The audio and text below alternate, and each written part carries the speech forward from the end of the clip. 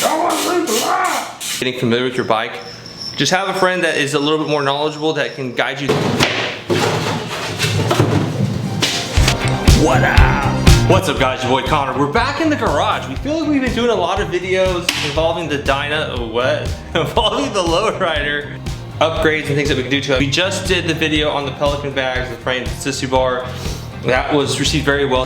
And so now what we're gonna be doing is we're going to be installing some fog lights. But wait, there's a twist. We were looking at the fog lights, the pods, and there's a couple that were 4 inches. Like, well, I saw these really cool ones, and I ordered them thinking that they were gonna be big, but then I remembered my headlight was 5 3/4, and these lights were 7.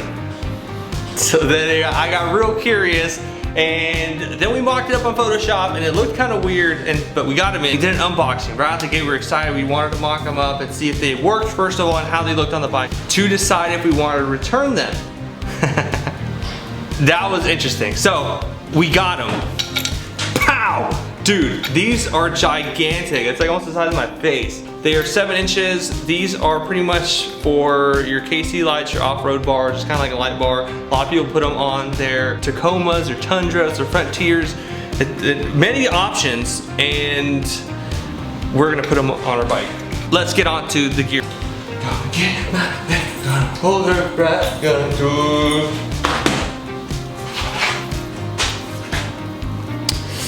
Yes, sir. First on the list is heat shrink. It's always good to have. It's got various sizes. Amazon, most of the stuff is on Amazon. All the links are down below.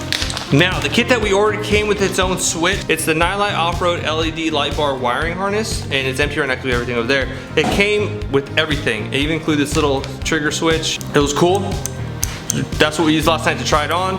And it's neat, but I feel it's a little too easy to throw that we might accidentally turn them on too much. And what we're gonna do is we're gonna install this on the dash on the opposite side, so that way when we're riding, oh cool, it's getting dark, we can just flip it real quick, turn it off when we need it, and go from there. We ordered these other ones just because I thought it was a little bit more subtle, discreet. It's a black button, and the LED is blue, so when it's on, it's gonna be blue. Off, it's obviously nothing, it's off, it's clear. And so that way it's just discreet. The wiring harness came with extra little connectors and with some additional fuses. So that's all on one end. And it looks like a lot of cables, and it was last night we were trying to piece together, but it's, once you kind of unravel it, it looks a little bit neater. So that you have a connection here that you can unplug should you want to, that goes to your switch. Here we already have everything plugged in. If this is how it came, all we did, oh, let's just go ahead and make it a little easier.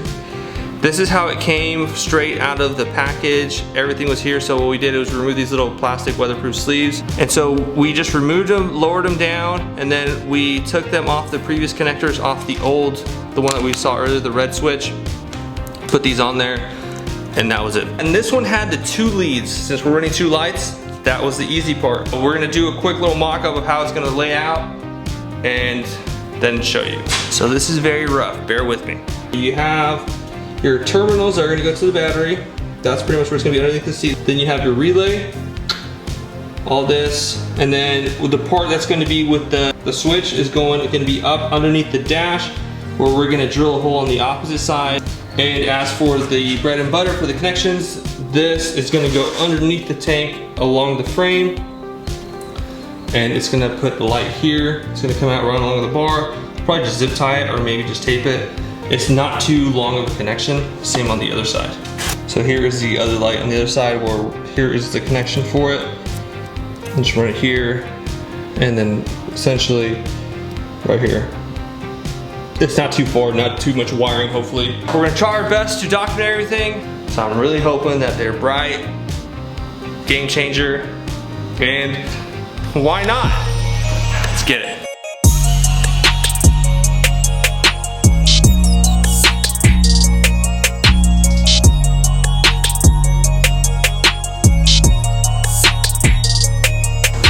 So we talked about earlier on the dash, here it is, how it sits. This is clutch side, this is brake side. We're gonna end up drilling around here. I'm not sure if I want directly on the side or kind of near the top, but we're gonna be sticking the button. This isn't the actual trigger button that we're gonna be using. it's the other one, but it's gonna either be here on the side or in this general area.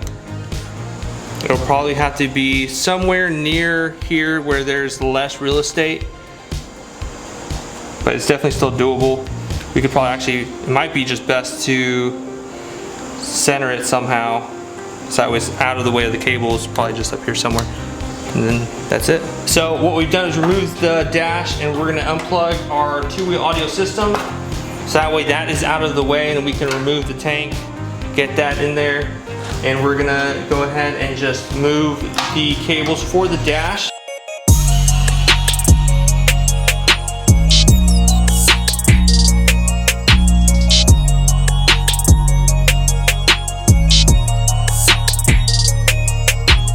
We had talked about in a previous video, getting the battery out is just a little bit of a nuisance when it comes to the soft tails, because you have your battery cover protector here, and we're gonna go and remove the negative terminal here. The annoying part is that you have to sneak way back there to unhook the connector, I guess the latch, which connects this together, and then you pull this out and the battery's super easy. You have this little tape tab, cloth tab that you just yank it up and the battery comes out. But that's the only annoying part, is just getting that tab to come off or unlatch.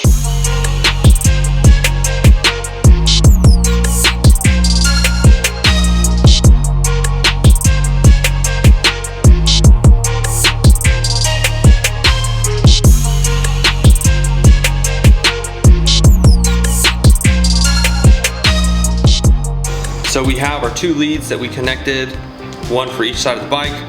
Then we have everything, so we're gonna go ahead and line everything up, do a mock-up, get these connected to the actual lights, and then we're gonna continue the process. We have the connections. Just do a rough connection so that way y'all can get an idea of what it looks like. So here are the connections, and that's to the light directly. So it's gonna go up, down the neck, and the tank is gonna go over all that, and it's gonna connect. We're gonna clean all that mess up, but first, put that on there, get everything shrink wrapped together so that way it does not come loose.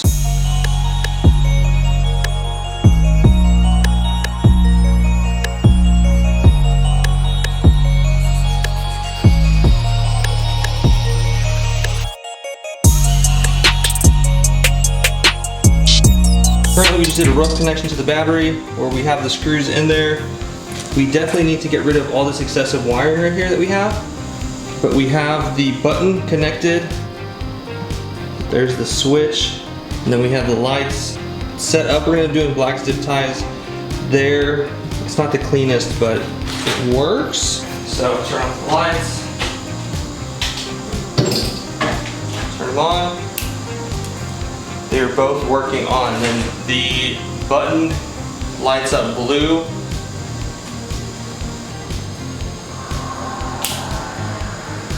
So now that we know that works, we're gonna go ahead and just finish buttoning everything up. We're gonna end up cutting those wires that are on the gas tank right now, just because it's just way too much. I won't feel comfortable just having that clutter. I mean, because this is a lot of cables. It's folded over 4 times.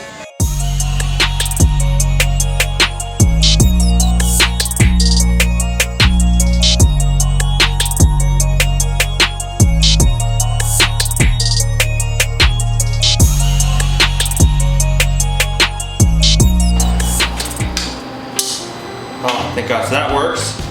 Now we're gonna try the switch. Oh yeah, are they both working? Yes! So here is the control. It's hard to see with the glare. Yeah! That's gonna be it. We have everything buttoned up. We're gonna do a walk around. We're gonna show you everything that's on the bike, how we did it. There's a couple things that we're gonna be touching up a little bit down the line.